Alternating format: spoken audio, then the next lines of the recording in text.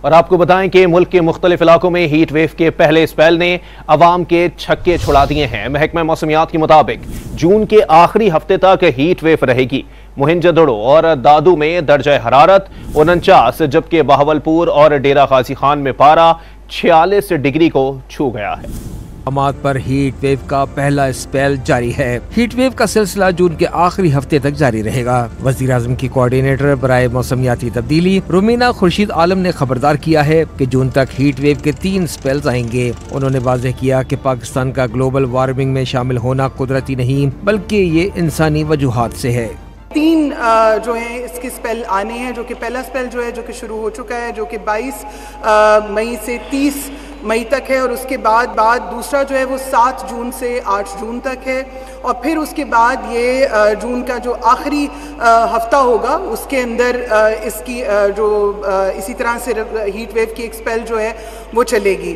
موسمی جو حادثات ہم دیکھتے ہیں جن کو کہ موسٹلی ہم کہتے ہیں کہ نیچرل ڈیزاسٹر ہیں، لیکن اس ٹائم یہ میں سمجھتی ہوں کہ نیچرل ڈیزاسٹر سے زیادہ یہ مین میڈ ڈیزاسٹر ہیں۔